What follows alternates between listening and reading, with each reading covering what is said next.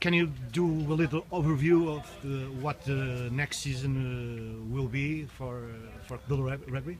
Okay, this season coming.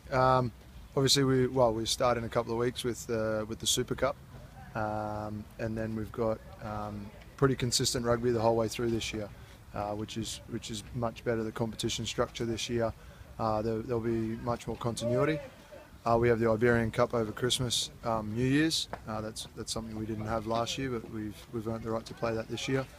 And then again, the season finishes earlier this year, so we've got pretty much full on from when we start to finish. So that's good in a lot of ways because we can continue and build on the base that we built last year. But it's also going to be tough on the squad because we won't have lots of week off. So if we get injuries and that type of thing, it's going to call on the depth of the squad. And how do you feel the team right now? You feel it's stronger? It's at the same pace? Well, we're awesome at the moment because we haven't played anyone. So no, well, you never know. In pre-season, so far things have gone well. We had a good Estagio last weekend.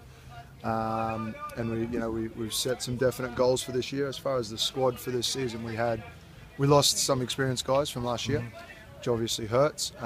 We've gained a couple of guys, but we're in a pretty good place. We won the championship last year, but we feel that we've got a lot of improvement in us this year. So we're looking to build on that strong foundation and keep pushing forward. And the boys are enthusiastic.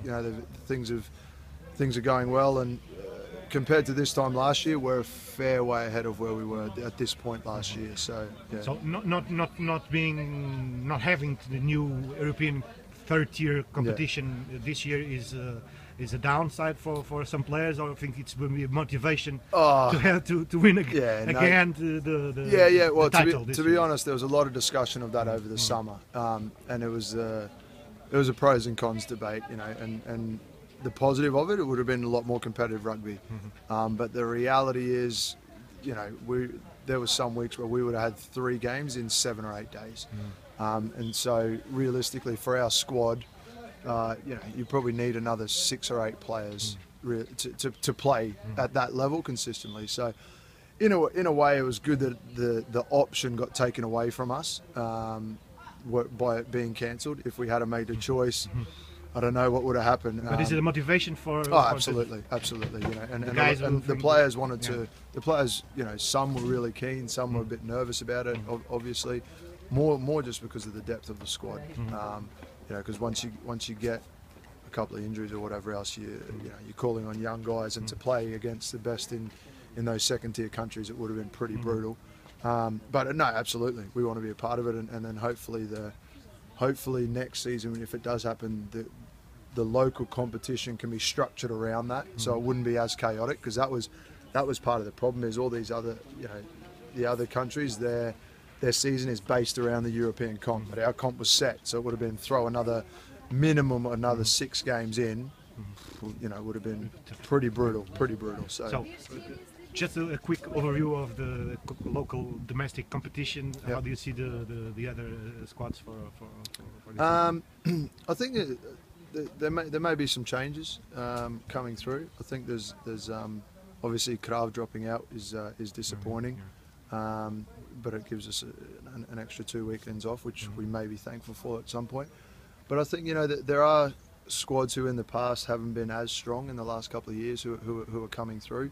Some squads obviously are going through a rebuilding phase with a lack of depth. But obviously the top 3 last year was us, Data and Technico, and I think we would hope to be somewhere there or thereabouts. Data will be there or thereabouts. Technico will have some reinforcements as well, and then team. Cash guys, you never know what they're going to throw up. They've added a lot of experience to their squad.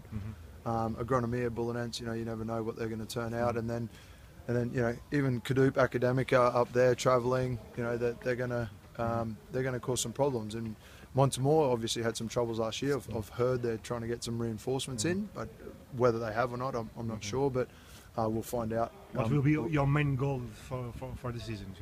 What are you aiming for? Yeah, our goals are pretty obvious. We want to go back to back, and we don't disguise that fact. We aim for the top, and we're not going to pretend that we don't want to win it. We've set specific goals process goals for along the way, but obviously our main aim is to win all the competitions we're in. You know, starting, got the Super Cup, Iberian Cup, and the Championship, and then we're back in the sevens as well this year. So, you know, you got to aim high, and you got to be realistic. But I think we've got the squad to be challenging for all the above. And I'm not going to, we just want to we want to win the comps. That's it. That's what we want to do. So that's what we're aiming for. Yeah. Thank you very much, and good luck, and have Thank you. a nice season. Is what we all hope. Cheers. Thank you. Cheers.